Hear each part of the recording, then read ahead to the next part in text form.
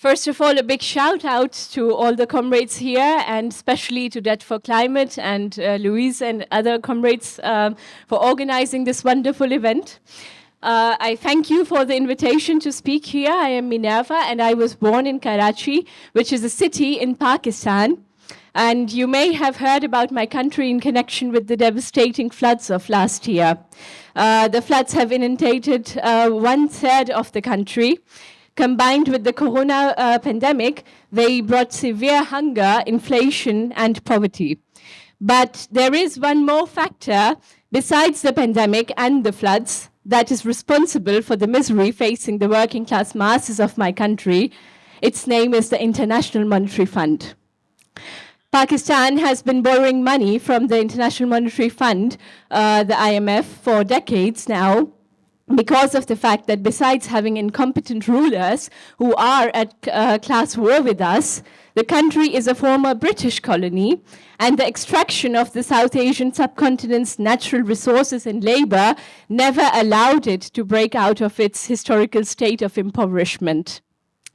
Reconstruction costs after the floods are estimated to be over $16.3 billion. At the Geneva conference, $10 billion were pledged for flood relief activities. Bear in mind that these amounts are pledges and not actual aid that has been released. Even if it were to be released, $8.7 billion of the $10 billion amount are loans. This has severe and real repercussions for the working masses of Pakistan, as international loans have historically been tied to conditionalities such as austerity, cuts in electricity, gas and petroleum subsidies, and privatization of the few industries that remain nationalized. This has led to more inflation and unemployment besides an overall cost of living crisis in Pakistan. The crisis has unfolded in a drastic form well before the floods, when during the pandemic, mass layoffs of workers in different industries took place. Now, a large number of workers have lost their entire lives' earnings and savings, which they had used to build a small home that has been washed away by heavy rainfall and floods. Devastation caused by these floods has revealed the global nature of eco-imperialism. Pakistan's annual contribution to greenhouse emissions is less than 1% despite its burgeoning population of 230 million people. Meanwhile, an imperialist country like Germany has a population equal to just 1/3 to that of Pakistan's at 83.3 million, and yet has been contributing 5% to global ecological destruction since the 1980s. Meanwhile, the Pakistani economy is on the brink of collapse. Textiles are the country's largest export, and 70% of the textile industry units in Faisalabad have shut down. Pakistan cannot survive without borrowing more and more money from institutions like the IMF, which comes with such conditionalities that the semi-colonial country can never possibly break out of the debt cycle that it has been trapped in for decades. One of the primary requirements for the completion of the 9th review of the IMF program was adherence to a market-based exchange rate. This review is a prerequisite for rolling out of the next installment of the loan, which is worth $1.2 billion. One day after Pakistan did that, the value of the Pakistani rupee had fallen by 9.6%, making $1 equal to 255 rupees, which was a sharp decline from 243 rupees until one day before. Currently, the dollar's value is equal to more than 258 rupees. Combined with this overall crumbling economy, the floods are a particularly dramatic catastrophe that has left millions of people without shelter, food, and basic necessities. Germany's historical contribution to climate change is well documented.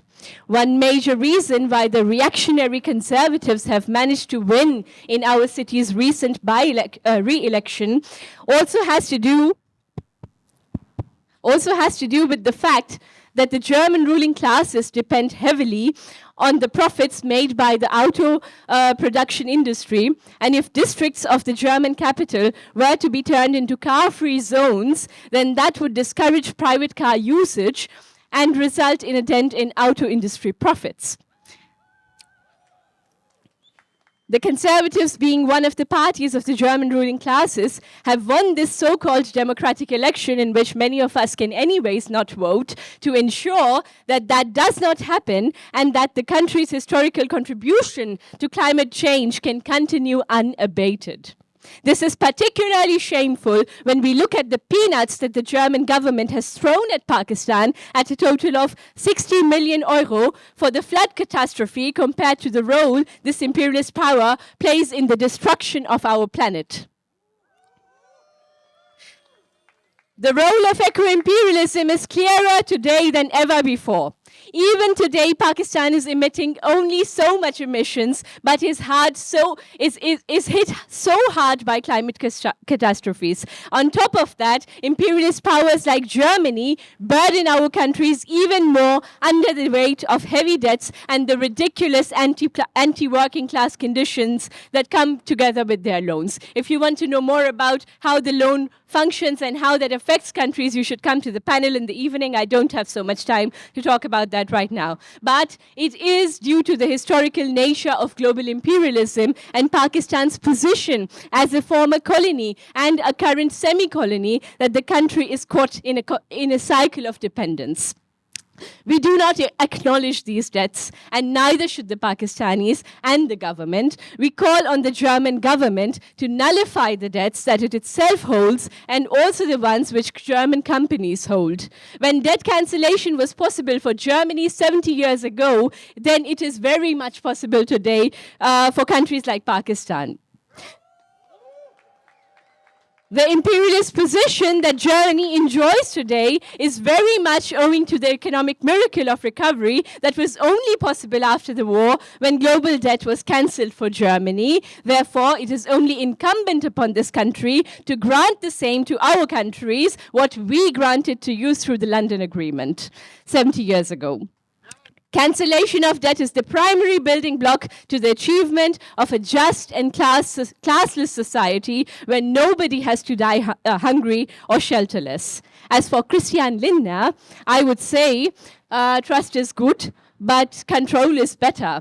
Therefore, we do not trust Lindner to do this. It's already a shame that he's not even here, which is the least he should be able to do. And it shows that we have to develop our own strengths. We call on trade unions of Germany to take up the demand of debt cancellation and put it on their government. We do so because Lindner has made all kinds of promises in the past, but has failed to hold them up simply because he is a neoliberal liar. Finally, we do not demand a seat on the IMF or the World Bank.